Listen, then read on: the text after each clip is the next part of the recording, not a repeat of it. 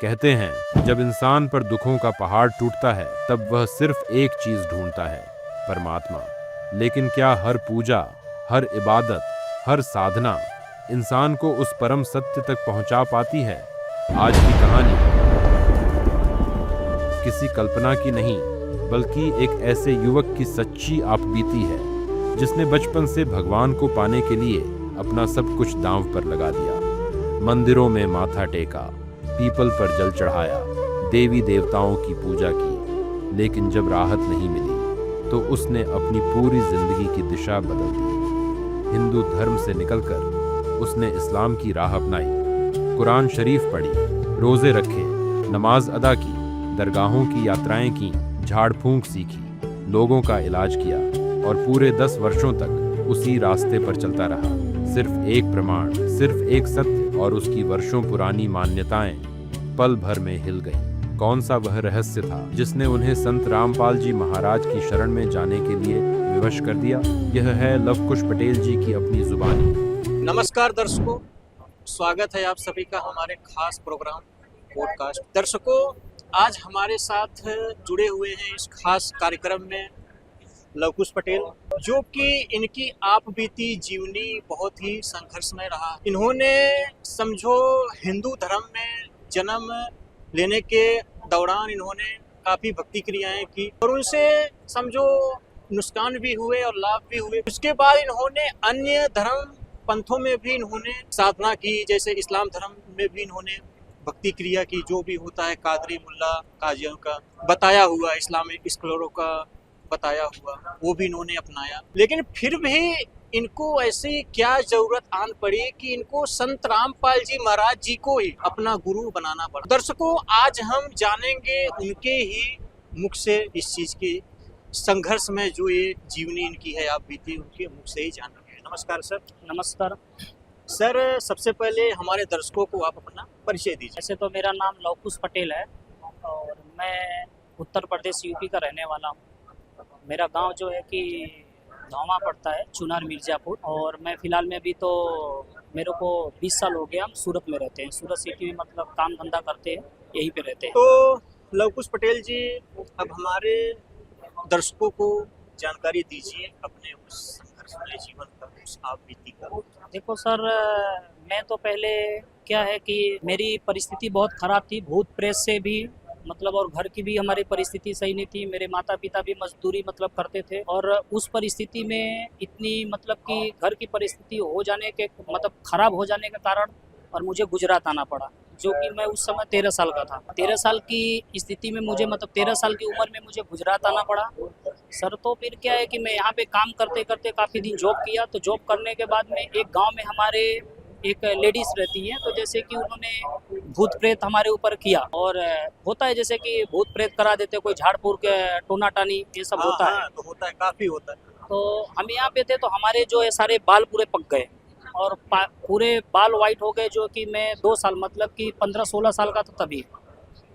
आधे बाल इधर उधर सब मतलब वाइट हो गए। तो फिर मैंने सोचा कि फिर मुझे भक्ति करनी चाहिए। तो फिर मैंने शुरू किया भक्ति में। तो एक सूरत में अम्बा जी माता है, तो मैंने फिर उनको अपना माता माना। तो फिर ऐसे तो मेरे तो शुरू से ही, मैं गांव में रहता था, शुरू से ही मतलब मैं भक्ति करता था। चाहे कोई भी हो, जल चढ़ाना है, पीपल का पेड़ है वहाँ जल चढ़ाता था। मंगलवार को भी दर्शन करने मेरे माता पिता लेके जाते थे, मेरी श्रद्धा पहले से थी। तो यहाँ आया तो मैंने सोचा कि नहीं, मुझे भक्ति करनी चाहिए। तो फिर मैं यहाँ पे एक सूरत में अम्बा करके अम्बे जी माता है, तो फिर मैंने वहाँ पे मंगलवार को जाना चालू किया। तो वहाँ पे जाना चालू किया कि चलो हमारी तबीयत सही होगी। तबीयत में क्या होता था कि पूरा मेरा खाली कुछ नहीं होता था, ये सर इतना भारी भारी लगता था, बहुत मतलब कि दर्द होते थे, इतना ज़्यादा दर्द होते थे कि बर्दाश्त के बाहर था। तो फिर बहुत लोग से पूछा, हमने दोस्त यारों से, तो बोले कि आपके आँख में नंबर हो गया होगा, तो आप एक बार दवाखाना में दिखाओ, तो नंबर जांच करवा लो। तो नंबर की वजह से भी मतलब कि दर्द होते हैं सर। तो फिर हमने नंबर भी जांच किया और अच्छे डॉक्टर को दिखाया, तो वहाँ से भी रिपोर्ट मतलब नॉर्मल आया, कुछ नहीं आया। तो फिर हमारा जो जिस कंपनी में हम काम करते थे, तो सेठ को हमने बोला, तो सेठ बोले कि ठीक है, एक सूरत में डॉक्टर हाउस करके है, तो मैंने वहाँ पे दिखाया, जो ब्रेन के स्पेशलिस्ट डॉक्टर थे। तो वहाँ पे दिखाने के बाद में फिर उन्होंने MRI लिखा, तो हमने MRI कराए, MRI में भी नॉर्मल आए। और हमारा भरसकती ये होता था कि जब हम दवा खाने में जाते थे तो हमारा सर दर्द बिल्कुल एकदम सही हो जाता था, मतलब कोई चीज़ की परेशानी, मुझे ऐसा नहीं लगता था कि मुझे रोग है कोई। तो फिर MRI कराए, MRI में भी नॉर्मल आया। तो फिर मेरा यहाँ भी खटका कि ये जो मैं माता की भक्ति करता हूँ, ऐसा तो नहीं मतलब ये कहीं मैं गलत करता हूँ, कोई ये तो ऐसा नहीं है माता में शक्ति नहीं है। तो मेरा मतलब थोड़ा आपके मन में ये चीज है? हाँ, मेरे मन में ऐसा आया, मुझे ऐसा अंदर से होता था कि ये मतलब कि ऐसा नहीं है, नहीं रहा है कि ये पूरी मतलब कि सचमुच में इस माता के पास जाऊंगा तो मेरा सही होगा। क्योंकि मैं जब भी जाता था मैं धन दौलत कभी नहीं मांगता था, बस यही बोलता था मेरी माता सर मेरा दुख रहा है, मुझे इस दुख से मतलब मुक्त करो, बहुत मेरा परेशानी हो। वो भी हो गया। तो उसके बाद में मैं काफ़ी दिन ऐसे करते रहे, मेरे साल भर 1.5 साल निकल गए कंपनी में काम करते करते, और परिस्थिति हमारी खराब होती चली। जो भी काम करता था मेरा दवाखाने में पैसे में पूरा, मतलब जो भी खर्च होते थे सारे पैसे दवाखाने में चले जाते थे, मतलब कुछ बचता नहीं? कुछ बचता नहीं था। और ज़्यादा बीमार होता तो घर से भी पैसे आते थे। तो फिर ऐसे ही करते करते हमारे कंपनी में, जो कि वहाँ पे मैंने जो है कि ड्यूटी करता था, वहाँ पे मैं इंजीनियरिंग का पोस्ट था हमारी। तो वहाँ पे हमारे जो कारीगर थे तो उन्होंने बोला कि भैया एक बार हमारे एक हाफिज हैं, वो झाड़ फूक करते हैं, वहाँ पे आप चलिए, शायद उनके करने से हो जाए। तो मैंने बोला भाई कौन से धर्म के? बोले मुसलमान है। मतलब कोई बात नहीं भाई, हमें क्या, हमारा तो सही होना चाहिए, हमें तो भगवान मुसलमान हो चाहे कोई धर्म का, मुझसे उससे मतलब नहीं है, मुझे भगवान से मतलब है। तो फिर हम उस भाई के कहने पे मैं वहाँ पे गया, उन्होंने एक ही बार झाड़ फूक के, कुछ किया नहीं, बैठाया, छुआ भी नहीं, मेरे को टच भी नहीं किया। एक छोटा सा गिलास का कप लिया, उसमें उसने जल डाला और कुछ पढ़ा, पढ़ के देने के बाद में एक सर में मेरे को उन्होंने लगाया, उसके बाद में पानी दिया, मैंने पिया, मेरा उसी दिन से मेरा सर दर्द बंद हो गया। तो मैंने उस दिन ठान लिया कि मैं जिस भगवान को ढूंढ रहा हूँ, जिस परमात्मा को ढूंढ रहा हूँ, जिस माता को ढूंढ रहा है, तो यहाँ है। तो फिर मैंने वहाँ से ठान लिया, मतलब ये चीज विश्वास हो गया? मुझे विश्वास हो गया कि जो इस भगवान को ठान रहा हूँ, तो मैं तो इतना पैसा बर्बाद किया तो भी मैं यहाँ पे आने के बाद मेरा संतुष्टि होगी, मतलब मैं सही हो गया, कंप्लीट हो गया। मेरा 1 रुपये का दवाई नहीं, दवाई बंद कर दी। तो फिर मैंने उनके पास आना जाना चालू कर, फिर बोले कि बीफे के आना तो फातिया करवानी, तो मैं लड्डू लेके जाता था वाइट, बोले कि वाइट लड्डू सूखी लेके आनी है, तो उसमें फातिया करवाता था और लड्डू को मैं खाता था। वो जो इसमें से लड्डू निकाल के देते थे उसी लड्डू में वहीं खाता था, और बाकी जो भी हो प्रसाद रूप में सब खा लेते थे। तो फिर मैं वहाँ जाना चालू किया, तो उन्होंने फिर बोले कि ऐसे आप ये किताब पढ़ो, ये कुरान शरीफ पढ़ो, आप इस तरह से करो, रोज़ा रखो। तो मैंने हम कहे कि चलो ठीक है भाई, अम्बे माता के देख लिया, अपना हिंदू धर्म है, हिंदू धर्म में भी मैंने सारे कुछ तो मतलब सारी चीज़ देख ली, बजरंग बली को देख लिया, मतलब कि ब्रह्मा विष्णु में सारी भक्ति मतलब कर ली, मतलब सारे हिंदू धर्म में जो भी प्रचलित हैं साधनाएं सभी करके सारी मैंने कर ली, और कुछ भी राहत नहीं मिली? कोई राहत नहीं मिला। तो फिर वहाँ जाने के बाद मुझे राहत मिला, और राहत मिलने के बाद में सर क्या बताऊँ, तो फिर उन्होंने जो जो साधना बताई, जैसे जैसे सिखाया, मैं करते करते मतलब बहुत आगे चला गया। आगे कैसे गया कि मेरा तो सर ठीक हुआ, और उन्होंने उनके सारे मतलब कि फिर मेरे को सिखाया कि ये किताब पढ़ो, ये किताब पढ़ने से होगा, ये किताब पढ़ने से होगा। बहुत सारी किताबें में बुक उन्होंने दी, और बुक पढ़ते पढ़ते फिर उन्होंने मुझे कुरान शरीफ बोला कि एक मैं तुमको अनमोल किताब दूंगा, उसे ऐसी जगह रखनी है कहीं जूठा काटना हो, साफ सुथरा, और ऊंचे स्थान पे रखना। ऊंचे स्थान पे ऐसे रखना है कि उस पर आपका इतना भी हक नहीं बनता है कि एक माचिस का किल्ली आप उस कुरान शरीफ के ऊपर रख सको। मतलब ये इतनी बड़ी किताबें हैं, मतलब आसमान से आई हुई है। मैंने बोले अल्लाह का भेजा, आसमानी किताबें और अल्लाह के भेजी है, ठीक है भाई। तो वो भी मैंने ले आया किताब, और उसको दिलचस्पी से मतलब मैं लाया। तो उनको मैंने पूछा कैसे पढ़ा जाता है, तो उन्होंने बताया कि इसको घर पे ले जाओ, 1 पारा डेली पढ़ना है, और 1 पारा डेली पढ़ना है। तो मैं उसमें फिर उस किताब को मैं हर महीने का, हर दिन का काम था हमारा कि मैं सुबह जगता था, नहा धो के फ्रेश होके मैं कुरान शरीफ को खोल के, और उसके बाद 1 पारा पढ़ता था, जिसमें हमें पढ़ने में 3.5 घंटे लगते थे। मेरा डेली का नियम बन गया। तो मैंने उसमें भी गुजारते गुजारते, तो फिर उन्होंने बोला कि मैं आपको कुछ पैगंबर देता हूँ, आपके पास रहेंगे, आपकी सहायता करेंगे और आपकी मदद करेंगे। तो फिर उन्होंने मुझे पैगंबर भी दिए जो मेरे पास रहते थे। बोले कि आपके पास में रहेंगे, आगे पीछे हमेशा रहेंगे, आपको कुछ होगा नहीं, आपकी सारी सुरक्षा होगी, आपके घर की सुरक्षा होगी। तो मैं बोला ठीक है भाई। वो हमारे जो गुरु बोलते गए हम वैसे मानते चले गए। तो उन्होंने फिर कुरान शरीफ पढ़ने के लिए दिया, तो ठीक हम पढ़ते पढ़ते हमारा मतलब 1 पारा पढ़ा, 2 पारा पढ़ा, पूरा महीना पढ़ा, फिर वापस मैंने रिपीट, फिर वापस कर देता था रिपीट, फिर पढ़ना चालू कर देता था। तो फिर वो किया, तो फिर बोले कि अभी तुमको रोज़ा भी रखना है। मैंने बोला कोई बात नहीं, मुझे शांति है, सब कुछ सही है, मेरा अच्छा खासा चल रहा है, सब कुछ सही है, घर में भी सब अच्छा खासा है, तो कोई बात नहीं, हम रोज़ा भी रखेंगे। तो मैंने फिर पहली बार रोज़ा रखा था। तो रोज़ा रखा था तो उन्होंने बताया था कि थूक को अंदर नहीं लेना है और वजू बनाना है। वजू बनाने के लिए हाथ धोना है पहले, फिर इसके बाद में ये करना है, फिर ऐसे कान में करना है, फिर ऐसे चूमना है, हाथ पैर धोना। तो जो भी क्रियाएं उन्होंने बताई वो भी हमने किया। जी। सारे करते करते काफ़ी उसमें भी समय चले गए। तो कुछ दिन के बाद 1-1.5 साल के बाद में उन्होंने फिर बोला कि रोज़ा के टाइम में नमाज भी की जाती है। तो नमाज मुझे पढ़ने आता नहीं था, क्योंकि मैं कभी मस्जिद में नहीं जाता था, कहीं जाता नहीं था। तो फिर उन्होंने बोला कि सिखाएंगे। तो हमारे यहाँ जो वर्कर काम करते थे, तो उन्होंने बोले कि भैया चलो हम आपको नमाज के बारे में बताएंगे, कैसे पढ़ाते हैं, कैसे सिखाते हैं, वजू कैसे बनाते हैं। कि चलो ठीक है। तो हम नमाज भी पढ़ने जाने, जैसे कि अपना शुक्रवार को होती है, तो शुक्रवार को 1:30 बजे का नमाज मैं कंप्लीट मतलब हर महीने का करता था, और मगरिब का भी करता था। मगरिब। हाँ, तो सारी नमाजें करता था। करते करते उसमें भी मैंने सारी बहुत समय गुजारा, और समय गुजारते गुजारते तो फिर उन्होंने फिर मुझे बताया कि मैं आपको और पैगंबर देता हूँ, तो आप झाड़ फूँक भी कर सकते हो। जो मेरे पास जो बड़े पैगंबर है, मैं आपको पैगंबर दे देता हूँ, तो आप इसमें झाड़ फूँक भी किसी को कर सकते हो।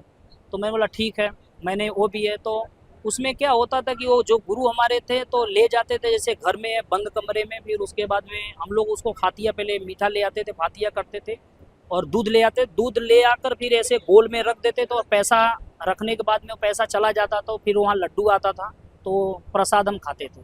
तो इस तरह से बोलते थे कि ये सिद्धि प्राप्त हुई, आपके पास ये पैगंबर, आपके पास ये आए। तो इस तरह से हमने भी इसमें भी बहुत सारे समय गुजारे। गुजारते गुजारते फिर हमने भूत प्रेत, झाड़ फूँक, सारा कुछ उन्होंने मुझे सिखा दिया, और सिखाने के बाद में सारी चीज़ें हमें सिखा दी। तो हमने सीख लिया कि चलो भाई, हमें तो भगवान चाहिए और अल्लाह चाहिए, और अल्लाह तो यहाँ बैठा है।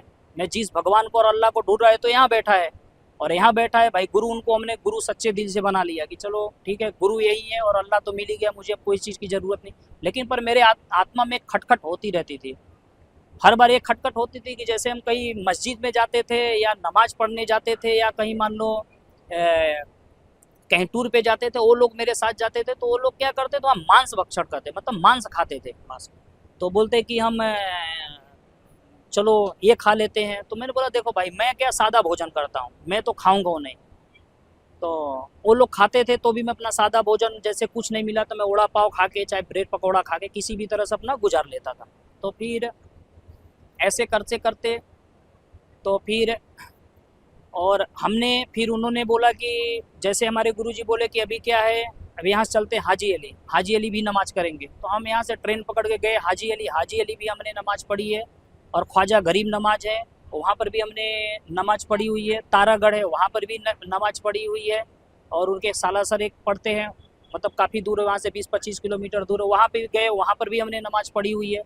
मतलब सारी चीज़ें कर ली छोटी सी उम्र में, ज़्यादा नहीं, मेरा 17-18 साल के उम्र में ये सब सारी मैंने पूरा कंप्लीट, मतलब भगवान को और अल्लाह को ढूंढते ढूंढते मैंने पूरा बर्बाद कर दिया। शुरू में तो मुझे बहुत फ़ायदा हुए, मतलब इतना ज़्यादा फ़ायदा हुए कि घर में जो भूत प्रेत से माता पिता परेशान थे वो भी सही हो गया। अभी आपकी एज कितनी है सर? अभी मेरी एज तो ऐसे 34-35 साल है। और जब वहाँ पे गए तो जाने के बाद मेरे घर की भरी जो भूत प्रेत का था वो भी है, तो मैंने उनको कहा कि भाई हमारे घर में भूत लगता है, तो बोले बंदिश करवा देते हैं घर। तो उसमें भी हमने 20,000 रुपये डाला था उस समय, 2010-11-12 की बात है। तो उस समय कराया, कराने के बाद में बंदिश करवाया घर, तो चलो ठीक है, घर तो ठीक हो गया। लेकिन तो भी मेरे दिमाग में खटकता रहता था कि ऐसा तो नहीं मैं कहीं गड़बड़ जगह हूँ, क्योंकि गड़बड़ जगह हूँ। तो बोले नहीं, ये गड़बड़ जगह नहीं, अल्लाह है, बाकी सब सही है। तो और मेरे गुरुजी जो गुरु बनाया था जिसको हमने, तो उन्होंने एक मुझे नंबर दिया, बोले कि इस नंबर पे है ना, आप आयतन कुर्सी एक आती है, तो उसको 7 बार पढ़ना है, और पढ़ने के बाद में तब इस नंबर पे आप जब कॉल करोगे तो अल्लाह से बात होगा। तो मैं उस पर जब कॉल करता था तो मुझे एक बुजुर्ग आवाज़ आती थी, एकदम बुजुर्ग, जैसे लग रहा है 60-65 साल का आदमी हो। तो ऐसा भी बता देते थे कि तुम कहाँ पे खड़े हो। उन्होंने जब बात करता तो मुझे ये भी बता दे तुम कौन सी जगह पे खड़े हो। तो मैंने सोचा कि भाई ऐसा तो कोई बता नहीं सकता है फ़ोन में, तो अल्लाह के अलावा होने मेरा और दिलचस्पी हो गई, मतलब और मैं खुल के भक्ति उसमें करने लगा मतलब और ढीठ हो गए इस बात और ढीड़ हो गए, और ढीड़ होते हो गए। तो पर इस भीड़ में मैंने फिर एक बार संकल्प लिया कि ठीक है मैं यहाँ से अपना, मैं ऐसे सूरत सिटी में कड़ोदरा तहसील पड़ता, मैं वहाँ रहता हूँ, और मखदूम सईद है, मखदूम सईद यहाँ से हमारे यहाँ से 30-35 किलोमीटर दूर है। तो हमने ये सोचा कि कहने की मतलब कि नमाज में जो है कि रोज़ा रखा हूँ, 1 महीने की नमाज, 1 महीने की रोज़ा रखा हूँ, तो वहाँ पे नमाज पढ़ के मैं अपना रोज़ा खोलूँ। तो मैं यहाँ से पैदल 2 बार की सफ़र किया हूँ, मतलब कि मखदूम सईद, कि वहाँ जाएंगे, नमाज पढ़ेंगे, नमाज पढ़ने के बाद रोज़ा इंतमाम मतलब रोज़ा खोलेंगे। तो वहाँ पर भी अंदर में भी वो मांस खाते थे, रोज़ा खोलते वक्त भी वो रखते थे, वो भी चीज़ का उपयोग करते। तो मुझे वहाँ पे भी खटकती थी कि एक तरफ तो ये भगवान को मांग रहे, अल्लाह को मार रहे, एक तरफ ये मांस काटते, मतलब जीव हत्या करते हैं। तो मेरे दिमाग में कुछ आता था, लेकिन मेरे दिमाग में आता था कि चलो मैं सही हो गया हूँ तो भगवान तो है, कुछ तो है। तो उसमें भी हमारी काफ़ी समय निकल गई। तो फिर एक बार हम गांव में गए तो बोले कि आप गांव में जा रहे हो तो इंतकाम में बैठना है। तो मैं इंतकाम में 10 दिन के लिए बैठते हैं। तो इंतकाम में क्या होता है कि इंतकाम में बैठना है, नमाज पढ़ना, उधर ही अंदर ही रहना है, सब कुछ करना है। जैसे आप बाथरूम के लिए भी जा रहे हो बाहर में, तो किसी से बातें नहीं करनी, अंदर आके बैठ जाना, सारी सुविधा आपको अंदर मिलेगी। तो फिर इस तरह से मैं अंदर में भी 10 दिन रहा हूँ। तो फिर हमारे गांव में क्या हुआ कि मैं जब 10 दिन रहा, तो मैं क्योंकि 10 दिन रहा तो मैं कुर्ता पैजामा पहनता था, और मेरी दाढ़ी कुछ इतनी बड़ी बड़ी थी, दाढ़ी तो ज़्यादा नहीं थी पर इतनी बड़ी बड़ी थी, और मैं टोपी पहनता था। तो गांव में बहुत सारे लगे विरोध करने की, आप जो है कि इनका लड़का मुसलमान बन गया है। हमारे गांव में कोई मुसलमान धर्म का कोई लड़का नहीं है, और इनका लड़का मतलब कि हिंदू धर्म से होके मुसलमान धर्म हो गया। तो मेरे घर वालों को दुख होती थी। तो फिर उन्होंने एक प्रश्न रखा, जब मैं इंतकाम से बाहर निकला तो बहुत सारे माला वाला ले आए थे, माला तो यहाँ तक पहना दिया था, मतलब कि बहुत सारे लाइन में खड़े थे, माला वाला पहनाए वगैरह। तो माला वाला पहनाए, तो फिर उन्होंने, एक गांव वाले ने रखा कि देखो हम आपको विरोध नहीं करते हैं, लेकिन आप ये बताओ कि हमारे गांव में 10 दिन से 15 दिन से बारिश नहीं हो रही है, सब इंजन से पानी भर रहे हैं, किसी को पानी नहीं, धान की फसल सूख रही है। तो आपके अल्लाह में इतना ताकत है, आप में इतना है कि आप करते हो सारा कुछ, तो आप इतना देख के मुझे बताओ कि बारिश कब होगी। तो फिर मैंने बोला, यही सोचा कि हे अल्लाह पाक, हे भगवान की जो है कि ऐसी प्रश्न रखिए, मेरी भक्ति मतलब बची रहे, ऐसा ना हो मेरे ऊपर कि कोई दिक्कत परेशानी आए, ये लोग हमारे ऊपर मतलब हमें परेशान करे, टॉर्चर करे किसी भी प्रकार का। तो फिर हमने उनको बोला कि 24 घंटा या 48 घंटा के बाद बारिश होगी। तो उस अल्लाह की करम से, चाहे भगवान की करम से, जो है कि उसी रात को 2-3 बजे रात को इतनी भयानक बारिश हुई, इतनी भयानक कि खेत में मतलब जो मेड़ होता है उसके ऊपर से पानी बने लगा, मतलब खेत में अच्छे खासे बारिश हो गई। और बारिश होने के बाद में तब वो सब गांव वाले खुश हो गए, तो उस दिन से वो विरोध करना बंद कर दिए। तो फिर मैं भी इस भक्ति में काफ़ी देर तक गुजारता रहा। तो फिर मैं झाड़ फूँक भी काम मतलब चालू कर दिया। पैसा तो मैं किसी से लेता नहीं था, अगरबत्ती ले आते थे उसी को जला के उनका झाड़ फूँक करना था, और मीठा कुछ ले आते थे, फातिया करके मैं उनको दे देता था प्रसाद के रूप में। तो एक ऐसे थे कि एक गांव में लेडीज़ थी, उनको बच्चे होते थे, 1-2 बच्चे होते तो इस पार हो जाते थे। तो इस बार हो जाने के बाद में तो उन्होंने बोला कि ऐसा ऐसा हमारा परिस्थिति है। तो मैंने अपने गुरुदेव को बात रखा, जो हमारे हाफिज़ थे, तो उनको हमने बात रखी। तो उन्होंने बोले कि कुरान शरीफ ले जाओ, इतना इतना पारा, ऐसे ऐसे चीज़ पढ़ के रात को 12 बजे पढ़ना है, 12 बजे रात को पढ़ना है, और पढ़ के और उनको जल में फूँक के दे दो और वो सही हो जाएगा। तो मैं वहाँ पे गया, रात को 12 बजे मैंने रात को पढ़ाई चालू किया। मैं तो 2-2.5 घंटा मैंने पढ़ा। पढ़ने के बाद में उनको जल में पढ़ के और फूँक के दिया। बच्चा हुआ तो फिर हमने उनको पढ़ के दिया। जब बच्चा हुआ तो आज भी वो स्वस्थ है, मतलब 2-3 बच्चे हुए, किसी प्रकार का उनको दिक्कत नहीं हुआ। तो ठीक है, उनका तो हो गया। और ऐसे ही हमारे एक रिश्तेदारी में था जो मौसा लगते हैं, तो उनके यहाँ भी प्रेत की साया थी। तो उन्होंने बोला कि ने गुरु से बात की, तो बोले कि ऐसा है, ऐसे जाके पढ़ दो। वहाँ पे भी 12 बजे रात को जब मैं वहाँ पे पढ़ा, ठीक है, पढ़ते समय तो सब कुछ ठीक ठीक था। तो उनके जब घर में मैं जल में जैसे पढ़ते हैं तो उसमें क्या होता है, जल में लेके फूँक देते हैं। अब फूँकने के बाद में जब मैं उसको लेके जल घर के अंदर गया, तो जैसे ही जल था गिलास में, तो ऐसे मैंने जब पानी का छींटा मारा तो मेरे आँख के सामने सारे सामान गिरना चालू हो गए। तो मैं वहाँ डर गया। तो मेरे जो हाफिज़ थे तो बोलते हैं कि पहले कि पढ़ने से पहले शरीर को बांधना चाहता है, तो जो भी वो बताते थे मैं उस हिसाब से पढ़ के बांधता था शरीर। तो फिर जब वो सामान गिरना चालू हो तो घर वाले छोड़ के भग गए, लेकिन मैं अंदर रहा। फिर आया तो फिर आने के बाद में जब मैंने फिर आया उनका किया तो भी उनका ठीक ठाक सब चला, कोई दिक्कत नहीं आया, काफ़ी दिन तक ठीक चला। तो मैंने उसमें भी सारे झाड़ फूक में बहुत सारे वो किए, मतलब कि बहुत दिन उसमें भी गुजारे। टोटल मैंने इसमें 10 साल गुजारा हुआ है। तो सर 10 साल हमने गुजारा और फिर मेरी शादी लगी। जब मेरी शादी लगी, शादी लगने के बाद में तो मेरे जब शादी लगी तो हमारे जो मैडम है, मतलब कि जो हमारी घरवाली है, उनके पिताजी संत रामपाल जी महाराज से पहले उन्होंने नाम दीक्षा ली थी। तो उन्होंने मुझे मिले थे तो मुझे को ज्ञान ने बताया था। तो ज्ञान बताए तो पर मुझे क्या है कि जब ये ज्ञान मुझे बताते तो मुझे चक्कर जैसा आने लगता था। जैसे ही गुरु जी का नाम लेते तो मुझे बिल्कुल चक्कर जैसा, मेरे जैसे लगता आँख पे कुछ छा गया, मतलब कुछ अंधेरा अंधेरा दिखाई देता। तो मैं सोचा था ये क्या हो रहा है, तो उस बात को मैं ध्यान नहीं देता था क्योंकि मैं एकदम कट्टर मुसलमान बन गया था। बिल्कुल जैसे कि जो धर्म था, मैंने मुसलमान धर्म उपयोग किया था, हिंदू से मुसलमान, मैं एकदम कट्टर, मैं किसी का कुछ नहीं सुनता था। तो फिर वो आते थे तो मेरे को ज्ञान बताते थे और गुरु जी का सत्संग दिखाते तो मेरे को एक भी समझ में नहीं आता था। ठीक है, वो भी हमारा काफ़ी दिन चलता रहा। जब शादी हुई, मेरी शादी हो जाने के बाद में जब हमारी घरवाली आई तो उन्होंने एक ज्ञान गंगा पुस्तक लेके आया। उन्होंने ज्ञान गंगा जब पुस्तक लेके आई तो फिर घर पे तो हमने उसको कभी पढ़ा नहीं, जब पढ़ा था खोलता था बस इतना, जब ये अपना गुरु गोविंद का जब दर्शन होते संत रामपाल जी महाराज और कबीर परमात्मा के, तो उसमें क्या होता था कि मैं इतना खोलता था तो मुझे चक्कर जैसे आते थे, ऐसा लगता था ये गलत है, बेकार है, इसको फालतू इसमें टाइम वेस्ट नहीं करना चाहिए। तो मैं बस इतने तक करता था, उसको बाकी एक भी मैंने कभी पेज पढ़ी नहीं। जब वो हम उनको फिर वापस अपने परिवार को गुजरात लेके आए अपने यहाँ रहने के लिए, यहाँ पे साथ में, तो क्या हुआ कि उन्होंने फिर मेरे को पेज खोल के दिखाया कि देखो ये आपके कुरान शरीफ का ही है। उसमें लिखा था फला तुतियल काफिरुन जाहिदुम बिही जिहादन कबीरन। तो मेरा यहाँ दिमाग ठनक गया। तो मैंने सोचा कि ये तो मैंने कुरान शरीफ में पढ़ा है, तो कुरान शरीफ में तो इसमें कैसे आ गया। तो फिर मेरा यहाँ पे और दिमाग ठनका, और ठनका दिमाग तो उस दिन से मेरी उसमें भक्ति थोड़ा डगमग होना चालू हो गई। तो मैंने सोचा कि ये यहाँ से यहाँ कैसे आ गया, ऐसा तो हो नहीं सकता है। तो उसके पूरे मर्द अर्थ नहीं पढ़े थे, खाली इतना ही पढ़े फला तुतियल काफिरन जाहिदुम बिही जिहादन कबीरन। तो मैंने सोचा एक कबीरन, तो ये तो मैंने कुरान शरीफ में पढ़ा है। तो फिर मैंने उस बात को टाल दिया होगा। मैंने बोला तुम्हारे पिता को क्या है, उन्हें गुरु धारण किए, उन्हें देख सकते हैं ना, भूत प्रेत खिला सकते हैं, मेरे पास तो भी पावर है। मतलब मैं पावर का उपयोग करता था कि मेरे पास ये भी पावर है, मैं सारा कुछ कर सकता हूँ, मैं सारा कुछ कर सकता हूँ, मैं तो कुछ भी कर देता हूँ, मैं तो किसी को लड़ा भी देता हूँ। तो बोले कि वो जो करते हो सच्चे भगवान की भक्ति करते हैं। मैं बोला सच्चे भगवान की तो मैं भी भक्ति करता हूँ। मैंने सच्चे भगवान को ढूंढते ढूंढते हिंदू से मुसलमान धर्म में चला आया। मैंने सच्चे भगवान को तो दुर्गा माता को भी, कि सृष्टि रचनहार है, ये कर देती है, सीरा वाली माता वो कर देती है, मैंने उनको भी किया काफ़ी देर, उसमें भी मैंने 2-3 साल गुजारा, मुझे कोई फ़ायदा नहीं हुआ और मेरी मतलब नुकसान हो गया।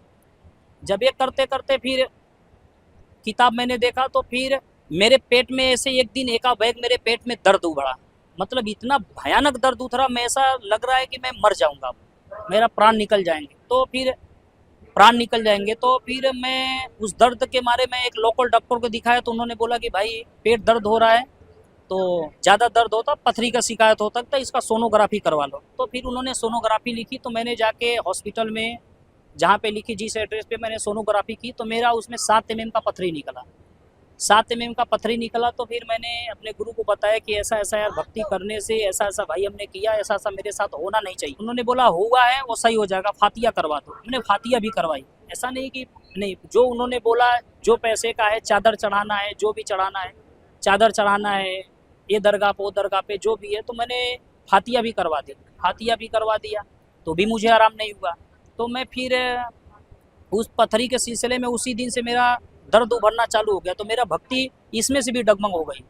ये सोचा फिर कि यार वहाँ से मैं तो यहाँ पे भक्ति करने के लिए आया और इस धर्म में आया, और इस धर्म में आने के बाद में फिर मेरे को पेट में पथरी हो गई। और पेट में पथरी हुआ कैसे, फिर ये होना नहीं चाहिए क्योंकि मेरे साथ इतने पैगंबर रहते हैं, मैं दूसरों को ठीक करता हूँ और मेरे पास इतनी पावर है, मैं इतनी मेरे पास सिद्धियाँ हैं, मतलब ये भी मैं कर देता हूँ, किसी को झाड़ देता हूँ वो सही हो जाता, मेरे पास ऐसे कैसे हुआ। तो फिर मैं दवा के सिलसिले में गाँव गया। मेरे मम्मी पापा बोले कि बेटा आ जाए, यहाँ पे दवा के लिए है, बहुत अच्छा दवा देते हैं, पिला देंगे सही हो जाए। मैंने वहाँ पर गया और वहाँ से दवा लेके आया, तो जब तक दवा पिया सही हुआ, सही था। तो फिर छोड़ दिया तो पथरी 7 mm से 14 mm की हो गई। मतलब वो बढ़ गई, और बढ़ गई तो पथरी में सड़न पैदा हो गया। तो फिर जब सड़न पैदा हो गया तो फिर मैं इस धर्म में था, तो हम एक बार सब लोग दिवाली की छुट्टी में बोले कि चलो पावागढ़ हम चलते हैं दर्शन करने के लिए।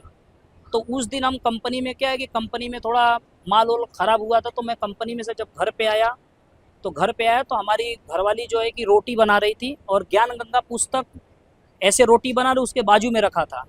तो मैंने आया, तो क्योंकि हमारा दिमाग ख़राब था, तो मैंने उनको बोला कि आप जो है कि आपके गुरुजी जो हैं बोलते हैं कि बहुत शक्तिशाली है, बहुत भगवान है, पूर्ण परमात्मा, पृथ्वी का सृष्टि रचनहार है, सारे मतलब खुदा है, अल्लाह है। तो ये पुस्तक जो रखा है तो इसको कम से कम साफ़ सुथरा रखना चाहिए, अच्छे से रखना चाहिए, व्यवस्थित रखना चाहिए। और मालूम है कोई भी पुस्तक होता है, मतलब धार्मिक पुस्तक होती है वो भगवान का, तो उसको मतलब कि साफ़ सुथरा आप रोटी बना रही हो तो भी रखी हो। तो बोल दी आपको इतना मोह आया है, इस पुस्तक से लगाव है, तो आप इस पुस्तक को आप ही रख दो। तो मैंने उस पुस्तक को उस दिन मैंने अपना दिल से मतलब पूरे दिल से और श्रद्धा से उस पुस्तक को मैंने उठाया, जैसे मैं कुरान शरीफ को छूता था ऐसे उठाया। मैंने कुरान शरीफ ऐसे रखा था, मैंने ऐसे छल दीवार पे कुरान शरीफ रखने के बाद में ऐसे मैंने बाजू में अपना ज्ञान गंगा पुस्तक रखा। तो उस दिन क्या हुआ कि जब ज्ञान गंगा पुस्तक रखा तो, और हमको उसके दूसरे दिन हमें पावागढ़ दर्शन करने जाना था। एक गुजरात में पावागढ़ मंदिर है, बहुत ऊपर चढ़ना पड़ता है, तो मैं वहाँ पे दर्शन करने। तो उसी दिन मेरा 5 बजे मैं ऐसे जग रहा था, होश हवास में था। तो होश हवास में था, इतनी तेज़ लाइट हुई, इतनी तेज़ लाइट हुआ, इतना तेज़ कि मतलब कि कितना बताए, सूर्य भी कम पड़ जाए। मेरे मतलब आँखें नहीं खुली, और आँखें नहीं खुली तो फिर इसमें क्या, वो संत रामपाल जी महाराज की पहले तस्वीर आई, वो आए, ऐसे दिख रहे हैं मेरे को। तो मैंने सोचा ये होगा कुछ भी, ऐसे सपने में होता रहता है। पर मैं उस समय एकदम बिल्कुल नींद में टूटा हुआ था, 5 बज रहे थे। तो वो कन्वर्ट क्या हुआ कि कन्वर्ट हो गया गुरु गोविंद में। जैसे कि वो जो ज्ञान गंगा पे पहले पेज पे मैंने देखा था, तो क्या हुआ कि गुरु गोविंद में कन्वर्ट हो गए। जब गुरु गोविंद में कन्वर्ट हो गए तो मेरे दिमाग में तुरंत ठनक गया कि ये तो मैंने कहीं देखा है, और कहाँ देखा है मुझे याद नहीं है।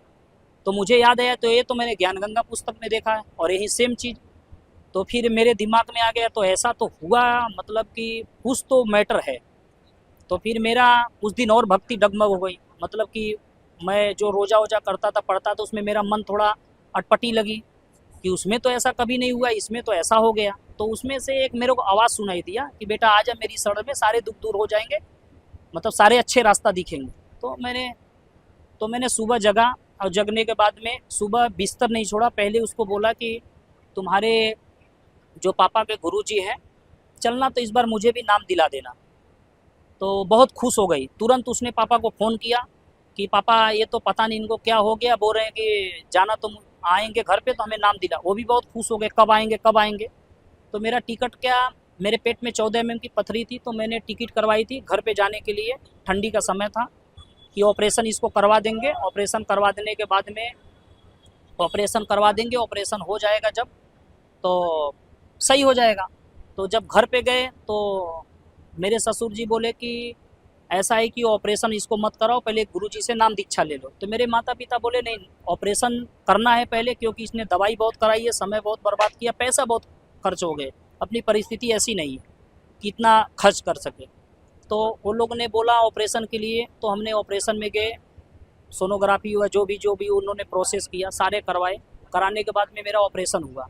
ऑपरेशन करते समय जैसे ऑपरेशन में थिएटर में ले जाते हैं, एक डॉक्टर आता है, सुन का सुई लगाता है, मुझे सब पता रहता है लेकिन दिखाई नहीं देता है। और उसके बाद में दूरबीन से मेरा था, तो दूरबीन से था, तो जब करना चालू किया तो पथरी फट गई। जब वो पथरी फटी तो वो डॉक्टर इतना बोला कि इसको ओपन करना पड़ेगा। जब ओपन का नाम मैंने सुना तो मैंने सोचा मैं तो लेसर से करा, जो कि एक छोटी सी चने की दाल इतनी होल होता है, ये तो मेरा पेट फाड़ देगा। और पेट फाड़ेगा तो मतलब मालूम नहीं क्या क्या मेरे शरीर के अंदर करेंगे, और मतलब यहाँ से तो मैं यहाँ से जीवित नहीं निकलूँगा। तो वहाँ से मैं इतना ही बोला कि हे मेरे ससुर जी के गुरुजी, आप मेरे को यहाँ से निकाल दोगे, मैं आपको वचन देता हूँ, गारंटी देता हूँ, मैं जाते जाते घर आपसे मैं नाम ले लूँगा। तो जैसे मैं बोला, पूरी बात भी नहीं बोली और मैंने सोचा कुछ भी नहीं, वहाँ पे मेरे को संत रामपाल जी महाराज खड़े दिखाई दिए। और जैसे ही खड़े दिखाई, बोले बेटा ये छोटा सा ऑपरेशन है, मैं तेरे साथ हूँ और मैं यहीं पे हूँ। फिर मेरा वहाँ दिमाग खनक गया, तो मैं काफ़ी देर तक डॉक्टर से बात नहीं किया। डॉक्टर बोल रहा है बोल रहा है कि ये बेहोश तो नहीं हो गया, इसको मतलब कि ऐसा कोमा में तो नहीं चला गया। मैं पूरा घबरा गया कि मैं तो ऑपरेशन हो रहा था, ये फिर कहाँ से टपक पड़े। मैं तो खाली नाम ले रहा हूँ और ये टपक पड़े। तो मतलब मैंने फिर वहाँ सोचा कि ये जो भक्ति कर रहा है, ऐसा नहीं कि अल्लाह यही हो, भगवान यही हो, खुदा यही हो, जिस भगवान को मैं ढूंढ रहा हूँ। तो फिर मेरा वहाँ पर भी दर्शन होने के बाद में फिर मैं अंदर बाहर आया। मैं किसी को कुछ बोला नहीं, किसी को कुछ नहीं बोला। मैंने 7 दिन हॉस्पिटल में था, जब तक टाका नहीं कटा था। तो मेरे ससुर जी आते थे तो मुझे सत्संग दिखाते थे। तो मैं जब सत्संग देखता था तब मुझे थोड़ा थोड़ा अच्छा लगने लगा था। और जैसे ही मैं ऑपरेशन से निकला बाहर और मैं 7 दिन के बाद जैसे टाका कटा, मैं घर गया। और 4 दिन के बाद मैंने वो वचन पूरे किए जो कि मैंने संत रामपाल जी महाराज से, इस भगवान से और इस अल्लाह से, इस खुदा से मैंने वादा किया था कि मैं नाम ले लूँगा। तो मैं वहाँ पे घर में मेरे बोले कि चलो नाम ले लो। मेरे ससुर जी बोले कि नाम कब लेना है? तो मैं बोला चलो हम चलेंगे लेने। मेरा यहाँ पे पट्टी लगी हुई थी, ऑपरेशन हुआ था, पट्टी लगी हुई थी। तो भी मैं मेरे घर वाले मना किए कि नाम मतलब कि नहीं लेना है, अभी तेरा तबीयत नहीं सही है, टाका लगे हुए हैं। तो मैंने ये सोचा कि टाका लगे भले हैं, मैं जाके नाम लूँगा। मैं जब नाम लेने के लिए गया, वहाँ पे जाने के बाद में वहाँ पे सारे मुझे नियम बताए। तो मैंने उनको बोला मुझे नियम मत बताओ, मुझे नाम दिला दो, मैं सारे नियम फॉलो करेंगे और मुझे सिर्फ नाम दिला दो, इस भगवान से मैं नाम लूँगा और मैं भक्ति करूँगा। तो भी वो बोले वहाँ पे जो भी सेवादार थे कि नियम तो आपको पढ़ना पड़ेगा। तो पूरा मैंने नियम को पढ़ाया, उन्होंने, मैंने सुना। और जैसे कि मैं फिर अपने घरवाली को बोला कि तुम माँ नाम मत लो, पहले मैं लेता हूँ, ट्रायल करता हूँ। मैं पहले ट्रायल करता हूँ कि इसमें फ़ायदा होता है कि नहीं, क्योंकि फ़ायदा होगा तो तुम जुड़ना और नहीं फ़ायदा होगा तो नहीं जुड़ना। क्योंकि हम लोग बहुत, मैं मतलब कि इतनी परिस्थिति से ख़राब हो गया था, भगवान को ढूंढते ढूंढते, अल्लाह ढूंढते ढूंढते, मतलब कि जहाँ तक कि अम्बे माता को पूजा किया, सब जगह से मतलब एकदम हार गया था। मतलब ये सोचा था भगवान है ही नहीं। तो फिर मैं जब उन्होंने नियम पढ़ाया तो मैंने उसको बोला, बोले नहीं तुम तो तर जाओगे, तुम तो चले जाओगे, मेरे को यहाँ छोड़ दोगे, मैं भी नाम लूँगी। मैं बोला भाई चल ठीक है, तुम भी ले लो। तो हम दोनों लोग गए नाम लेने के लिए। जब जैसे ही उन्होंने संत रामपाल जी महाराज टीवी में देते हैं नाम, टीवी के माध्यम से नाम देते हैं। तो जब मैं नाम लेने के लिए जब गया, अंदर बैठा, अंदर जैसे ही बैठा, जब नाम बोले कि चालू करते हैं, जैसे जैसे बोलेंगे वैसे वैसे बोलो। तो जब मैंने बैठा वहाँ पे, तो जो परमात्मा नाम दे रहे थे, नाम देने के बाद में उनकी शरीर इतनी बड़ी दिखाई दी, इतनी तेजों में दिखाई दी, इतनी बड़ी कि मतलब मुझे वहाँ भी दर्द हुआ। मेरे शरीर में ऐसा होने लगा, ऐसे चाम खिंचाते थे, जैसे लग रहा कोई सड़सा से ऐसे दाब के और चमड़ी को खींचता हो। मतलब मेरे शरीर से कुछ निकल रहा है बाहर, ऐसा चमड़ी को क्या होता है ऐसे खींचाता था, जैसे कि लग रहा है कुछ अंदर से हमारे निकल रहा है। तो मुझे पता ही नहीं चला। और इतनी भयानक, इतनी बड़ी शरीर मैंने देखा तो मुझे लगा कि ये मुझे मालूम ही नहीं चल रहा है कि ये बोल क्या रहे हैं, मैं कर क्या रहा हूँ, मुझे कुछ समझ भी नहीं है। मतलब पूरा कंफ्यूजन में, क्योंकि शरीर में मेरे पूरे चाम खिंचाने लगे। तो फिर वहाँ बोले कि समझ में आया। मैं बोले मुझे कुछ पता ही नहीं चला कि ये क्या बोल रहे हैं। तो बोले कि ठीक है हम फिर से दोबारा लगाते। दोबारा भी मेरे साथ यही हुआ। तो बोले ठीक है कोई बात नहीं है, आपने मंत्र तो सुन लिए और आपको बाहर चलो। तो फिर मैं बाहर आया तो मैंने अपने ससुर जी को बोला कि पापा जो वहाँ पे बोले, क्योंकि मेरे को समझ में कुछ आया नहीं, क्योंकि मेरी परिस्थिति पता नहीं क्या हो गई थी। तो बोले कि नहीं कोई दिक्कत नहीं है, मंत्र का एक कार्ड मिलता है, तो उससे मंत्र आप करना। हम कि तब तो ठीक है, तब तो मैं कर लूँगा, कोई दिक्कत नहीं है। तो बोले ठीक है। तो मैं वहाँ से नाम दीक्षा लेके, मैंने नाम दीक्षा बनारस में जाके लिया हुआ है। यूपी में उत्तर प्रदेश बनारस पड़ता है, वहाँ से मैंने नाम दीक्षा लिया प्रथम मंत्र। तो वहाँ पे मैंने संत रामपाल जी महाराज को परमात्मा मान के और भगवान मान के और अल्लाह मान के, तो मैंने शरण में गए। और शरण में जाने के बाद में फिर मैं जब घर पे आया तो मैंने मुसलमान धर्म की बहुत सारे तस्वीर लगाए थे घर में। मेरे घर में 2-2 4-4 तस्वीर उर्दू के लिखे हुए आयतें थी, बहुत सारी चीज़ें थी कि जो घर में कोई साया न आए, कोई भूत प्रेत न आए। तो मैंने इतना बोल दिया कि मेरे को इतना धीर हो गया था, इतना मैं मतलब भगवान से इतना वो हो गया था कि मुझे परमात्मा ही मिल गया। तो उसको मैंने पूरे तस्वीर को, कांच को तोड़ तोड़ के तस्वीर निकाल के कम से कम इतना इकट्ठा किया घर में, और आंगन में ले जाके उसको पूरा जला दिया। और मेरे पापा बोले पागल हो गया, ये नाम किया जाके उनके ससुर दिए, पागल हो गया। तो मैंने बोला हाँ माई मैं पागल हो गया, मैं पागल ही हो गया हूँ, बिल्कुल मेरे से कोई बात नहीं करो, मैं बिल्कुल पागल हूँ। मैं इस चीज़ को भी देखना नहीं चाहता हूँ, मेरे को नज़र भी नहीं आना चाहिए, और ये कहीं एक भी चपकना भी नहीं घर में मेरे दिखाई भी नहीं चाहिए, कोई भी रूम में, नहीं तो मैं तोड़ फोड़ कर दूँगा। तो मैंने सब जला दिया, मेरे घर वाले नाराज़ हो गए। तो घर में हमारे क्या भूत प्रेत से बहुत परेशान थे। जब मैंने नाम दीक्षा लेके आया तो सारी समस्या दूर हो गई। जैसे मैंने नाम दीक्षा लिए सारी समस्या दूर हो गई। तो फिर मैंने नाम दीक्षा लेके सूरत आए और फिर हम वापस अपना काम धंधे में लग गए। काम धंधे करते करते इसमें भी गुरु जी की दया से फिर संत रामपाल जी महाराज के शरण में आए। आने के बाद में काम धंधा चालू किया तो मेरा तब से तब ठीक ठाक सब चलता रहा।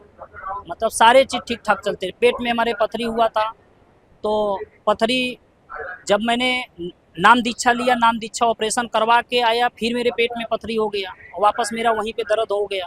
तो फिर मैंने जब दर्द हुआ तो मैं ऐसे एक बार गेट में बैठा था अपने कंपनी में, तो मेरे को दर्द उभरा और जैसे मैं पेशाब करने के लिए गया तो पेशाब मेरा बूंद बूंद, मतलब कि जैसे डॉक्टर एक बोतल लगाता वैसे बूंद बूंद पेशाब होने लगे। तो मुझे लगा कि अभी ये तो आज लग रहा है ये भी पूरा हो जाएगा। तो फिर मैंने वहाँ पे बैठ के याद किया, मैंने बोला भगवान, मैंने हिंदू धर्म से मुसलमान बन गया, मुसलमान धर्म में आपको मैं परमात्मा चुना और आप पूर्ण परमात्मा हो। अब आपकी शरण में आके फिर मेरे को ऐसा दिक्कत हुआ, बताए अब मैं कहाँ जाऊँ।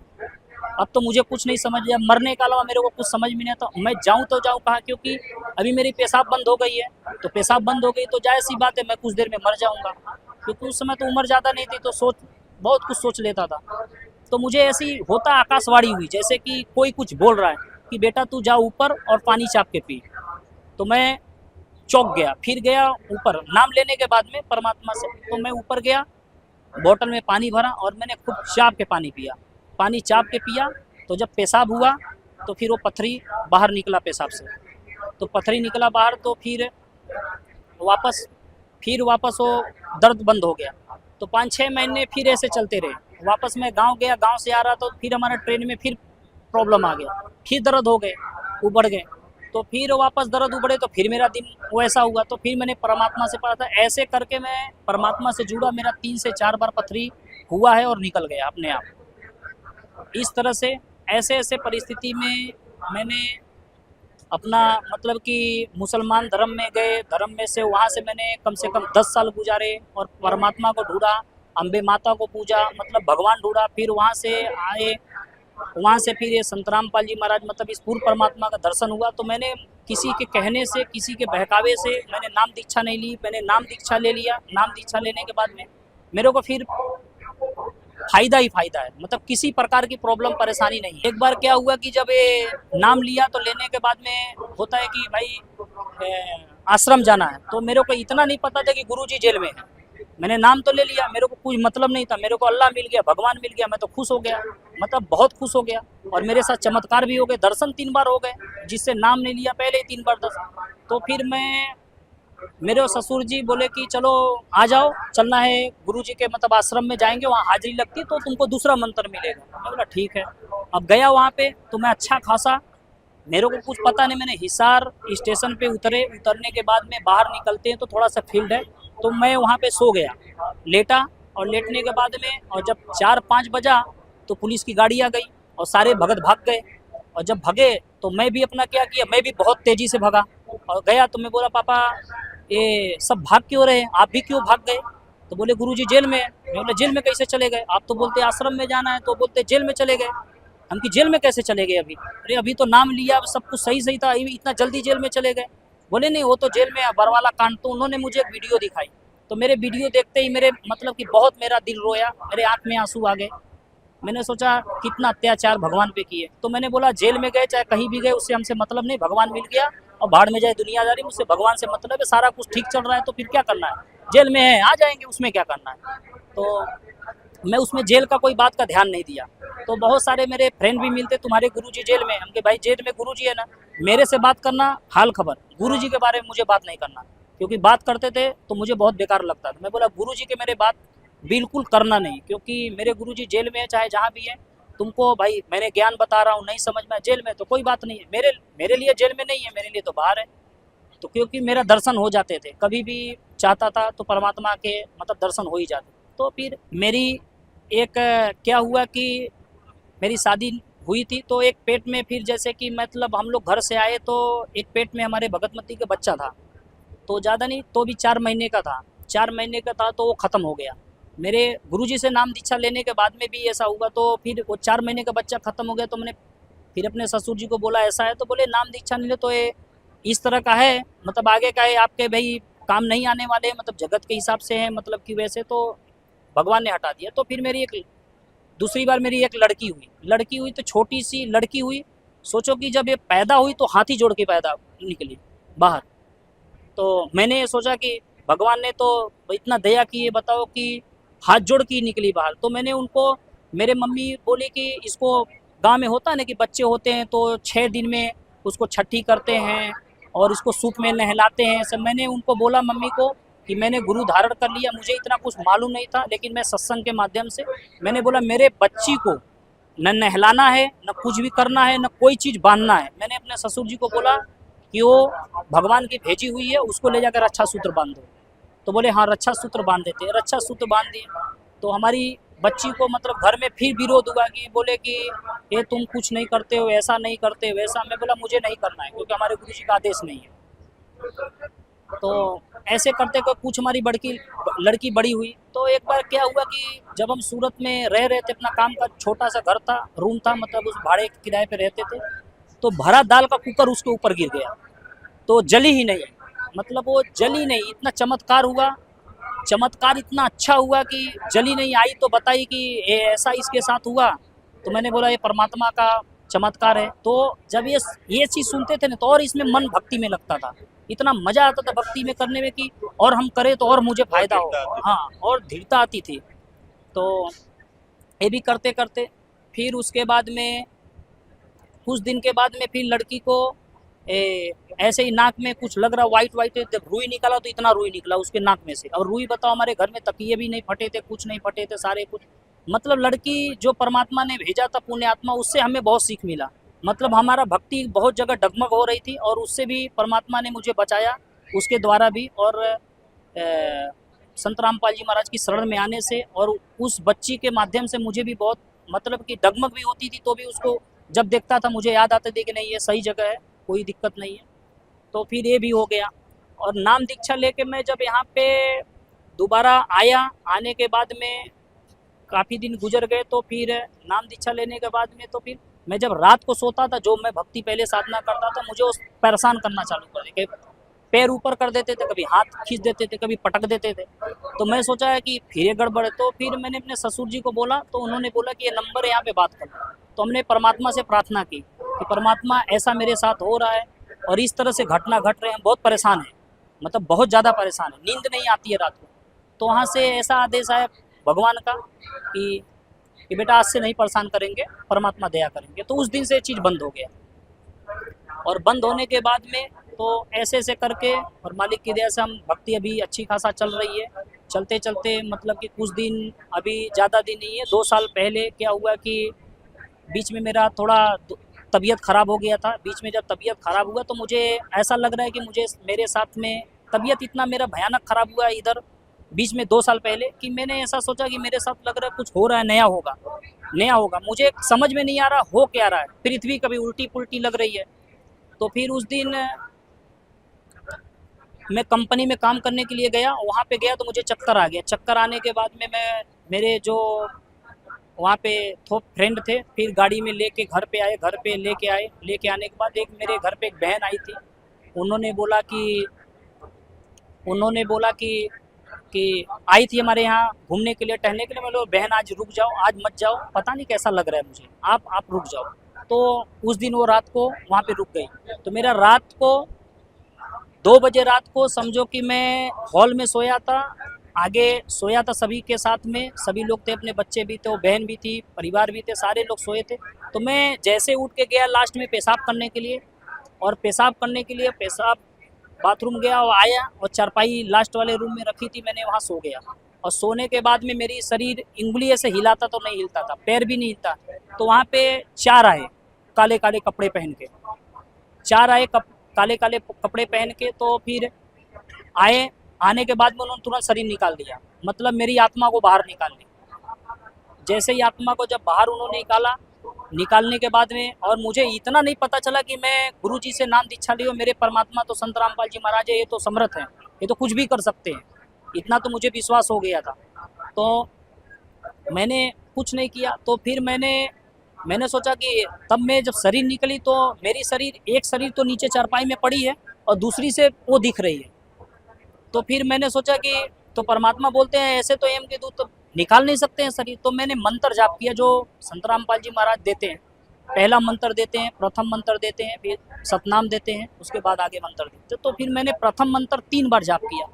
3 बार जाप किया। जाप करने के बाद में तो मंत्र जैसे कि मतलब कि लग रहा है काम नहीं किया। तो फिर मुझे सतनाम मिला हुआ था, दूसरा मंत्र मिला था। तो मैंने दूसरे मंत्र को मैंने 1 बार किया तो कुछ नहीं हुआ, 2 बार किया तो कुछ। जैसे तीसरे बार मैंने किया वो लोग जैसे लग रहा है कि उनको इतना बड़ा करंट, इतना बड़ा शॉट लगा है, बिल्कुल छोड़ के एकदम जैसे लग रहा है किसी ने धक्का मार दिया, तुरंत छोड़ दिया और शरीर आके शरीर में समा गई। और शरीर में समा गई और वो सब वहीं खड़े थे, दूसरे वाले रूम के द्वार में खड़े थे, मुझे दिख रहे हैं।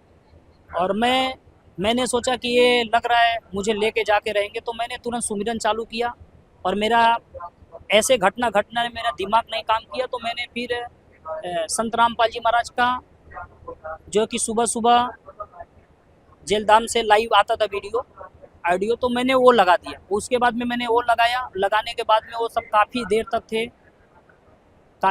थे। देख पहले मैंने सत्संग लगाया, फिर वो ऑडियो लगाया, तो कम से कम 1-1.5 घंटे वहाँ पे थे। उसके बाद में बोले इसको हम लेके नहीं जा सकते हैं। तब मेरे को फिर जैसे भविष्यवाणी होती है वैसा मुझे मालूम पड़ा कि मेरी जीवन है, जैसे भगवान ने होता है ना कि बताया कि मेरी जीवन है, उतनी पे आयु पूरी थी और भगवान ने अपने कोटे से जीवन दान दिया। तो उस दिन मेरी क्या आयु पूरी थी। ये समर्थ है, कुछ भी कर सकते हैं परमात्मा। तो जिस अल्लाह को हम ढूंढ रहे थे और जिस अल्लाह को मतलब हिंदू धर्म में मैंने ढूंढा और हिंदू से मैंने अल्लाह और भगवान को ढूंढते ढूंढते मुसलमान धर्म भी मैंने अपना ली और इसमें भी मैंने 10 साल गुजारे। 10 साल गुजारने के बाद में फिर मेरे को वही अल्लाह वही भगवान मेरे को संत रामपाल जी महाराज के रूप में मिले। इस तरह से अभी भी भक्ति चल रही है और अच्छे खासे चल रहे, कोई परेशानी नहीं, कोई दिक्कत नहीं, रोजी रोटी अच्छी है, सारा कुछ भगवान दे रखा है। तो दर्शकों, आपने देखा और सुना भी कि इनके इस आप बीती जीवन का ये दर्द भरा ये संघर्ष जो कि शुरू से लेकर अंत तक इन्होंने किस प्रकार हमें बयां किया कि हिंदू धर्म में जन्म होने के उपरांत इन्होंने सारी जो भी क्रियाएं होती है, साधनाएं होती हैं, सारी इन्होंने की। फिर इनको कुछ राहत नहीं मिली, ना ही वो खोज पूरी हुई भगवान की। फिर उसके बाद इनको मजबूरन इस्लाम धर्म अपनाना पड़ा। फिर उसके बाद भी इनके अंदर कुछ ना कुछ ये समझो कि खटक ही रही थी कि हाँ ये भी अधूरा हो सकता है, और वाकई में ये निकला।